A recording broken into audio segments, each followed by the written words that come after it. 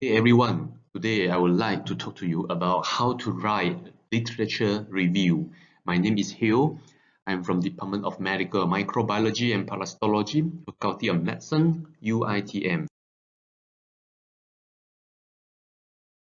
A lot of students ask me how to start a research, and my answer is always start your research with literature review.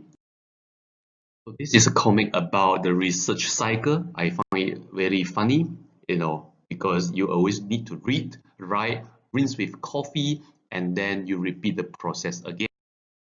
So what is literature review? By definition, is both a summary and explanation of the complete and current state of knowledge on a limited topic as found in academic books and journal. And there are purposes of doing literature review. Of course, the first one is to give readers easy access to research on a particular topic. Of course, literature review also provides an excellent starting point for researcher beginning to do research in a new area. All right, by doing so, you can summarize, evaluate, and compare original research in that specific area. And it also, very important, ensures that researchers do not duplicate work that has already been done, right? And this is very important. If you want to do a research, you do something new, and in order to avoid duplicating others' work, you need to do literature review.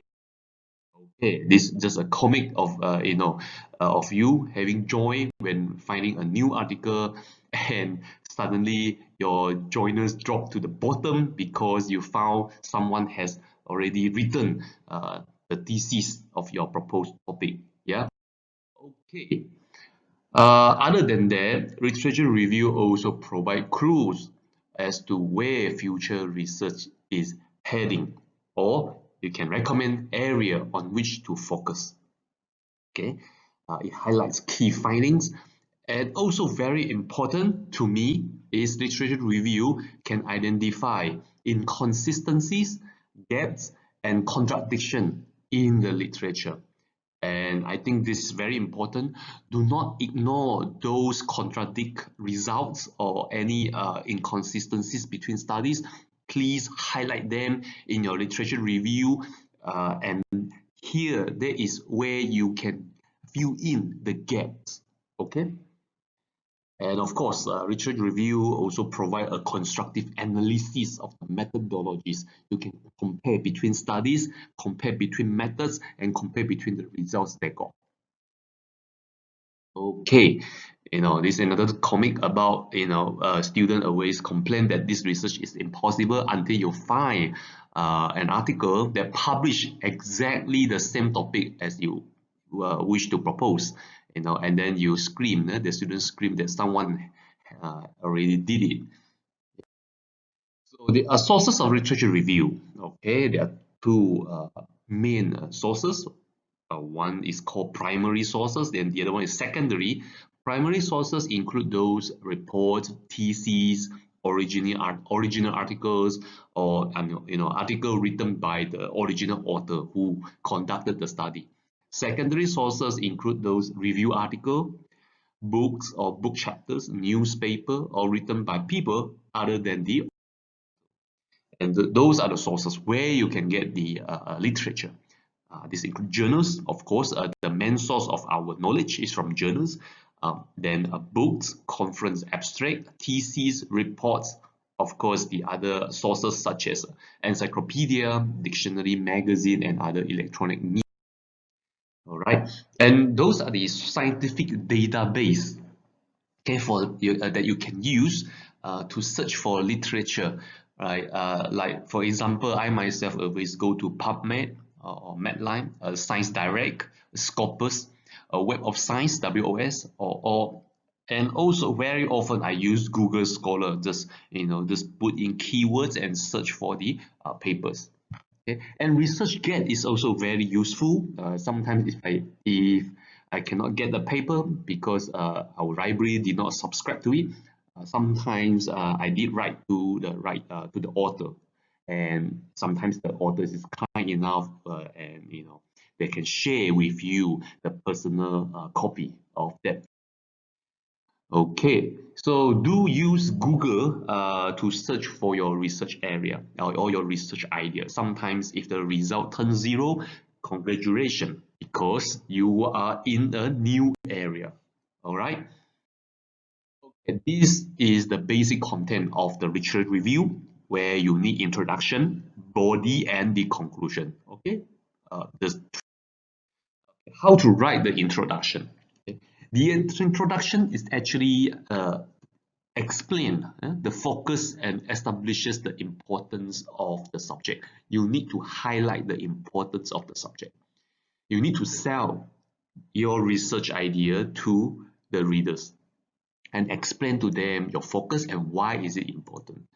Okay, and please identify those controversies. Yes, please put in there why is it so, is there any controversy and why do we need to study them to address the issue. Okay, and the introduction also is a good platform to provide background or history. I myself personally like to put some history of my research area, of my research field, so that the reader can understand, from the beginning and the development to the recent one. Okay, and I like to put the literature in a chronologically order. Okay, and of course, this introduction you should conclude with a purpose. Okay, or a thesis statement. Okay, indeed. And for the body, usually it often divided by headings and subheadings, and then summarize and evaluate the current state of knowledge in the field. And the body is very important, where you have to put a lot of citation as well as references. Okay, and you should have a major topic, of course, and highlight the important trend, any findings about what researchers agree or disagree. Yeah, both sides, both agree and disagree, you need to put in literature review. Okay, of course, you can make argument and justify your proposed research. And the conclusion, of course, is to summarize all the evidence presented and show its significance. Okay, it should highlight gaps, right? And you can suggest any practical application of the research at the end of the research. What is the implication, possibility for future research? I always like this kind of ending, okay, because it envisions the readers about what is the future look. This comic show the time taken to write your thesis, and most of the time you spend is actually thinking how to write your thesis. Okay, now I'm going to share with you 9 steps to write a literature review. Okay, the first step, of course, is very straightforward. You need to find a working topic, right? Talk to your professor, brainstorm, right, regarding any recent issues in the field, right? You need to talk. Please talk to your friends, colleagues, or your professors, right? Second, do the review. Okay, review the literature using keywords such as database, Google Scholar, ResearchGate, or Science Direct. Okay, PubMed. Okay, whatever database, put in your keywords. Use the reference list of the recent articles. Include any studies that contradict to your point of view. That is important. All right, very important to include that. Then you focus your topic, select papers accordingly. Yes, select those papers that interest you, that interest the others. All right, do not put all papers. Yeah, literature review does not mean you have to include all the papers in the world. Yeah, that's not necessary. Okay, because you need to think about your time spent of your research. Okay, is it for a master degree for 2 years? Okay, if for a PhD degree, it's between 3 to 4 years. So you have to take care of your time, because your time is a limitation. It's a limiting factor. Now, number 4, read the selected articles thoroughly and evaluate them. Yeah? What assumption do the researchers seems to be making? Okay, and then what kind of methods they are using, right? Methodologies. After that, you compare, after evaluate and synthesize the research finding, make the conclusion. Also, not the expert in the field. Who are they? Which lab are they working in? Right? Those are very important to know about who are the expert in the field. Yeah. And of course, not those conflicting theories, result, and methodology. and what is the popular theory, what is the trend, all these, please not make a note on that. Okay, and then you can put in your literature review. Okay, after that you need to organize the selected papers. Okay, looking for the pattern, okay, the patterns and the developing subtopics. Okay, develop your subtopics. You have a topic and then subtopic. Okay, highlight the 2 or 3 important trends in the research and the most influential theories. Okay, those you can put in your writing. Then you develop a working thesis. Okay, write 1 or 2 sentence statement summarizing the conclusion you have reached about the major trend. Right? It's basically it's a statement that summarizes the conclusion you have reached after you have read all those papers. Then you organize your own paper based on the findings from step 4 and 5. Okay, develop the headings and subheadings, and uh, the idea is to make your literature review in a more organized presentation. And then you can move around those headings and subheadings and make sure you have a logical flow. Okay, the flow is very important in order to make the reader understand what you're trying to do, what you're trying to discuss. Okay, the flow. Okay, and then you write the body of the paper. Okay, and do not just report individual work. Right, like this work describe what, this work describe what. Not to describe, but in fact you need to synthesize and summarize. Okay, and link the idea logically. Okay, link them together, and remember, do not describe individual work. So at the end, look at what you have written, focus on the analysis, not description. Again, analysis. The higher level of literature review is actually an analysis, not description.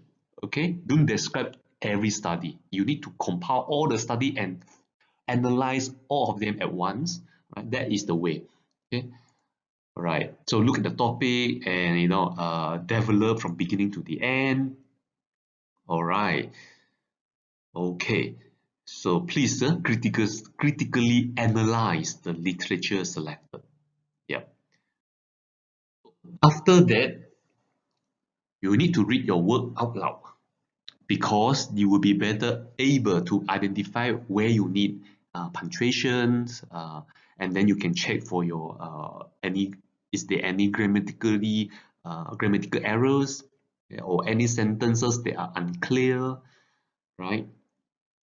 Okay, so please make sure that you cover all the important up-to-date topics and make sure that your references are recent. Okay, make sure that your reference are the new one, as new as possible.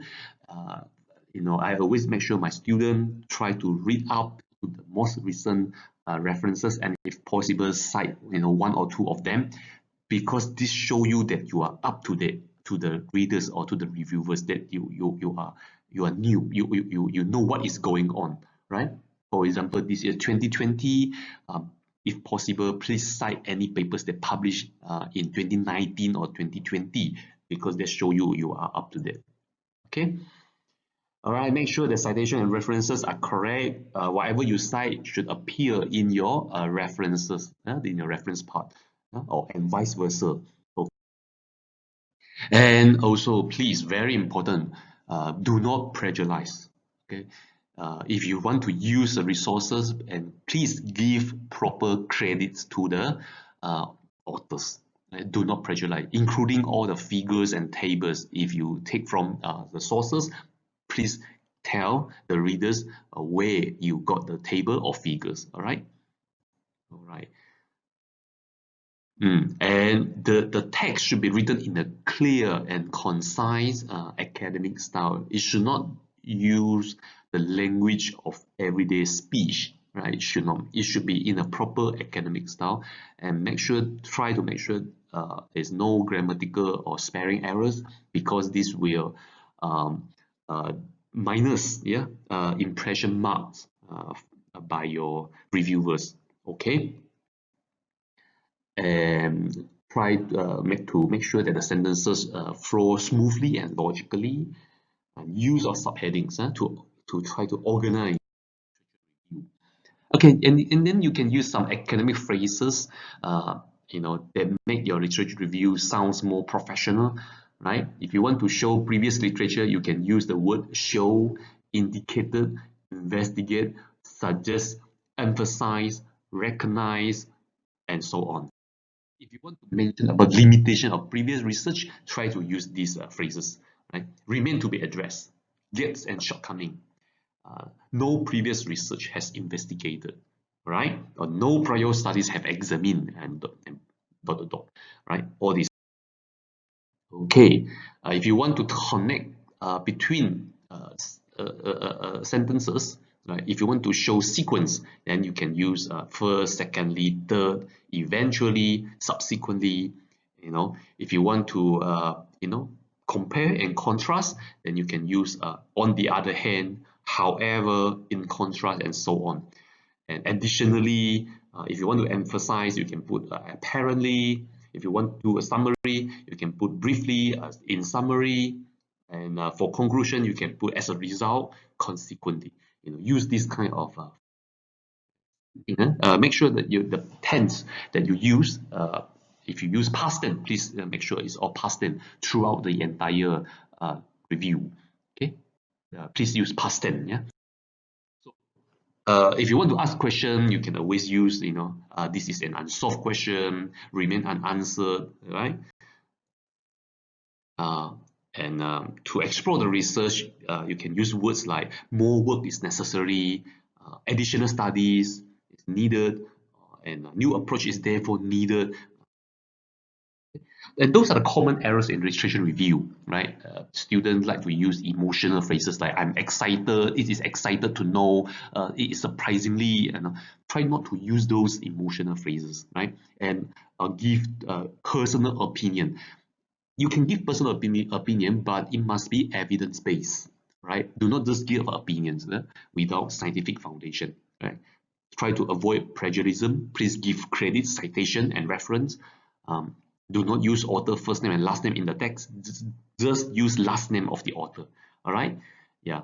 And try not to put a long website address in the body, as well as a bad organization and structure of the literature review. Use heading and subheading. Remove those irrelevant content. Okay. Using non-scholarly sources like some magazine, try not to use that. Okay, and out of date references as well. Yeah, please be careful about that. Avoid starting with a quote, right? It might sound good, but better to start with your own words.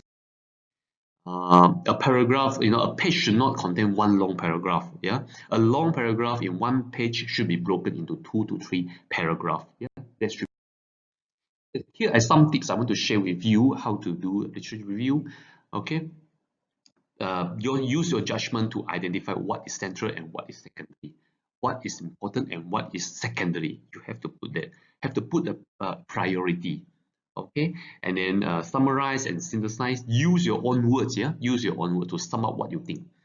Okay, never claim more than the evidence will support. That is very important. Yeah, for all students, never claim more than the evidence will support. Okay, sometimes students overclaim. This can be sometimes dangerous and can be risky. So I do not ask you to overclaim. All right, don't be exaggerated on the on the application side, for example. Okay, you can keep your own voice, but make sure you have evidence. The evidence is presented with your own voice. Okay, and then revise, revise, and revise, and that is always uh, the safer approach. Okay, refine and edit, avoid those grammar mistakes. Okay, so a good literature review should have all this. Okay, it's well organized. It has major landmark or classic studies. You acknowledge the author's biases as well as the limitation, positive and negative, all put together, right? And then you critically evaluate the quality of the research. You can use illustration, graph, or table, right? And present the evidence in a meaningful chronological order. Make sure your publication, your references is also up to date, and a good literature review is also publishable. And this is good news. And I always encourage my students to publish their literature review. Okay? example, yeah, this is a student, a master thesis. The research review has been published in a prestige journal called Parasites and Vectors. See, so this is doable. And make sure you do your own research review, right? And if you got all this question from the examiner or reviewer, I think this is you are in a bad shape, right? If the examiner asks you, did you do your research review? Did you do the literature yourself? Yeah. And then if your answer is no, then you are in trouble. And if the reviewer asks you, name 3 major references that you always refer to, can you answer that? Or name 3 experts in the field. Can you answer that, right? And if the reviewer said that I found a section on this page and this page, those are the words of mine from my article, what would you say? You see, those can be a plagiarism. Yeah, so please use your own words and give proper credit. Okay, now we have some quizzes for you to see whether you understand or not, right? A literature review should refer to all literature in your field of study. True or false? The answer is false. No, no, you do not need all literature. Yeah, you do not need to refer to all literature again. Okay, just select the important one. A literature review should always identify a need for further research. Yes. A thesis statement is important to guide research for a literature review. Yes. A research question is important to guide research for a literature review. Also, yes. Literature which is not related to your study or of your objective should be discarded. Of course, it should be discarded. There is one widely recognized standard structure for a literature review. The answer is false.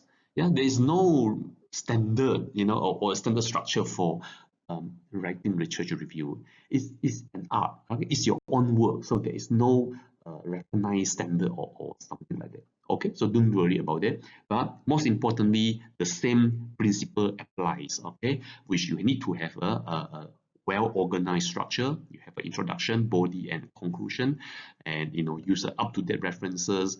You have to compare and contrast, or acknowledge the controversies, gaps, limitation in the study. As long as you do all this, you'll be. Here I give you some example of a bad literature review and a good literature review, right? You can have a look and compare between these two, for example. And student A, the part of it, literature review, and student B. So you can compare which one is better. Of course, apparently student B is doing better because you can see he put citation, the phrases used such as however, right, moreover, and all these terms. So those are the references that you can refer while you are writing your literature review. And those are the books if you want to do your PhD, and how to write your dissertation, how to get a PhD, and all these will actually share their experience and some tips with you how to write a good literature review as well as a good thesis. So with that, that's all. Thank you for your attention, and I hope this helps. Thank you.